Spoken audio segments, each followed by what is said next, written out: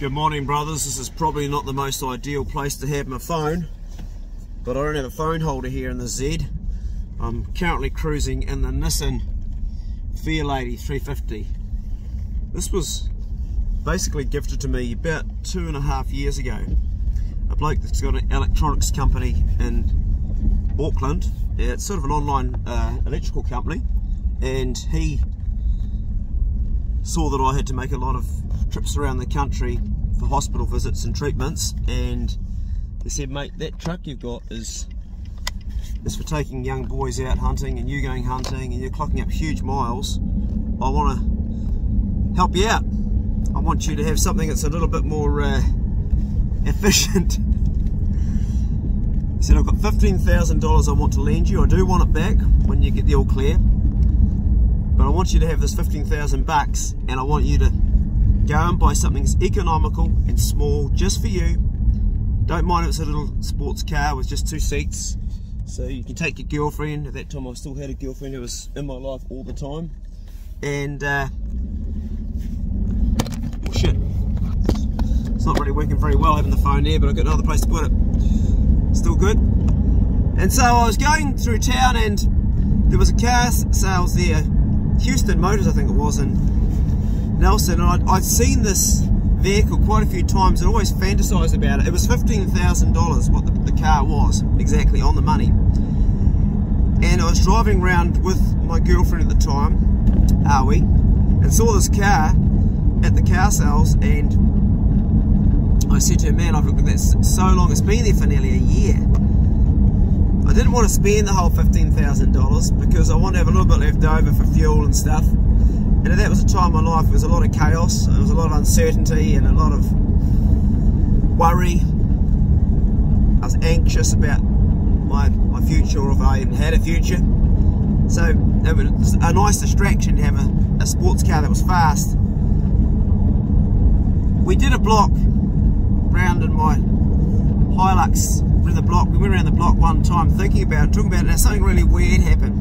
And I don't know if I believe in coincidence anymore after this.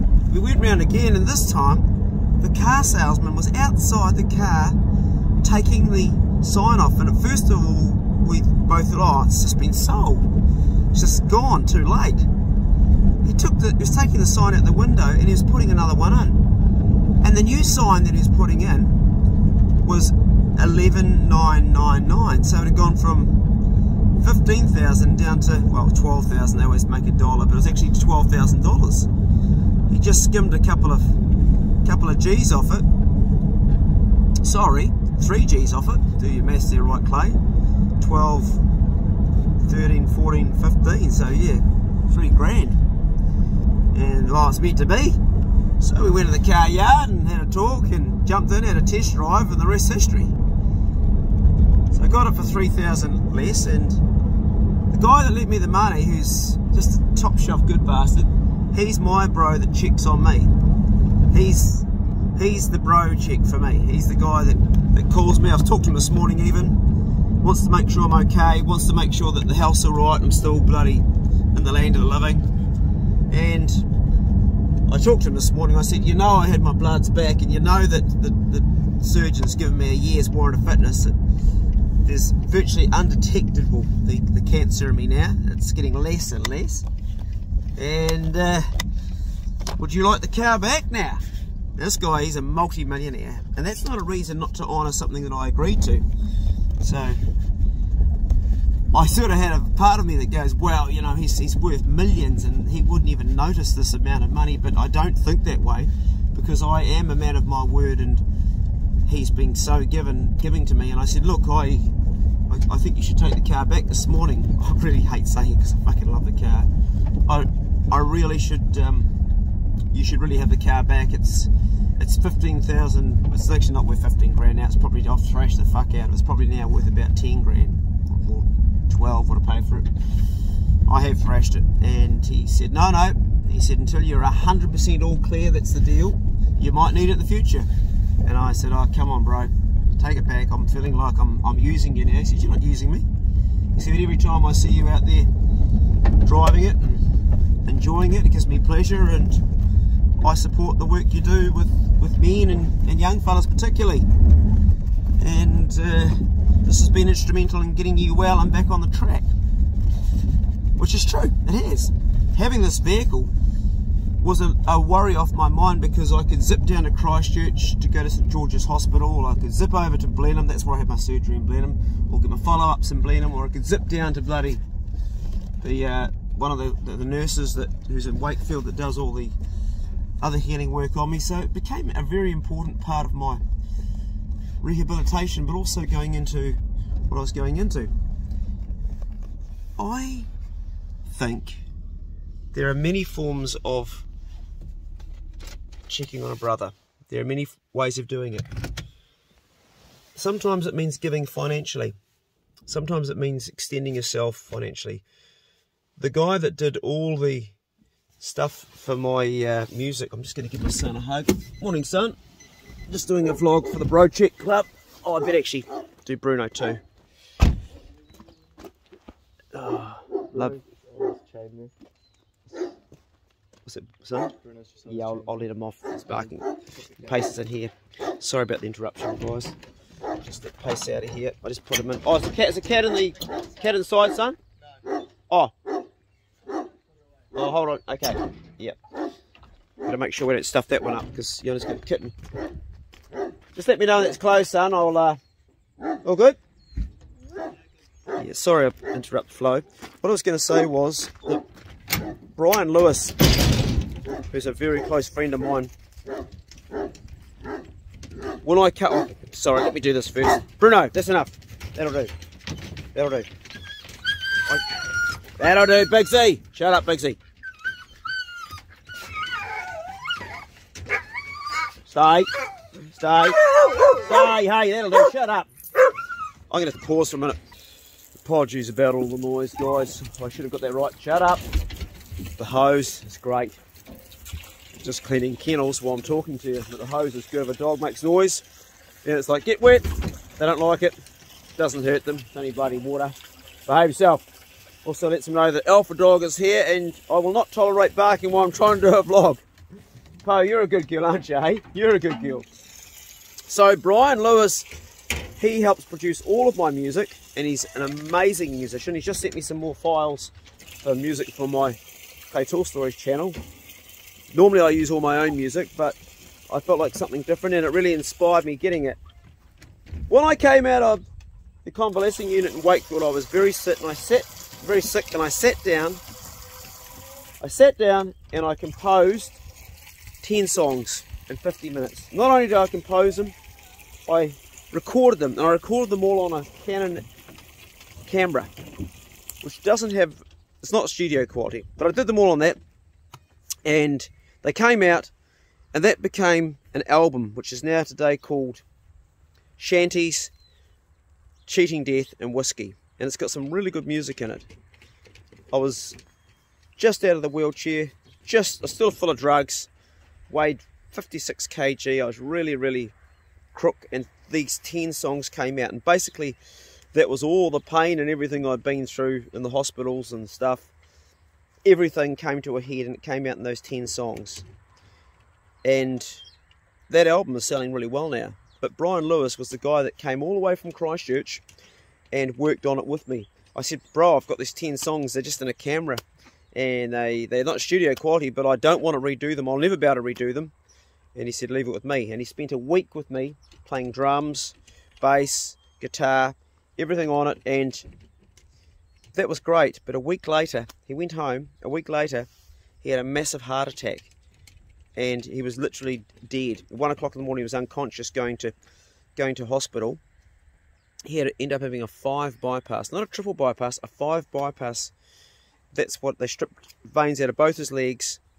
And during that time there, I also looked after him in different ways. The first thing I did was I set up I think you call it a Give a Little page here, and I put $1,000 of my own money towards that, and put other things in place, and used my reach to try to generate as much money, because he financially was fucked at the time. He'd lost his business because of being sick.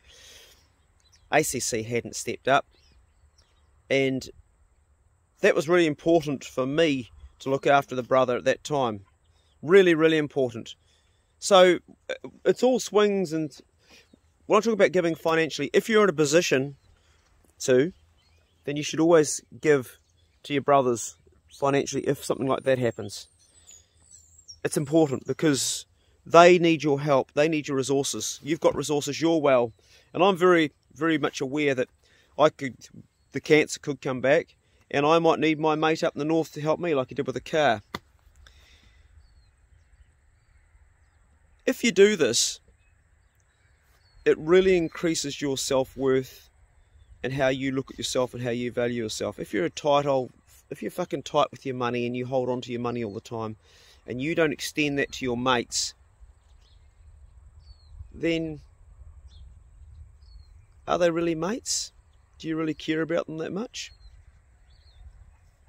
If you can't give your mate your chainsaw or your truck or something that's a material possession because he needs it to help himself get his life going a bit better, if you can't do that, then I would be taking a look at your true self and if you really are a mate, because a mate will extend themselves way beyond just money. They will give time.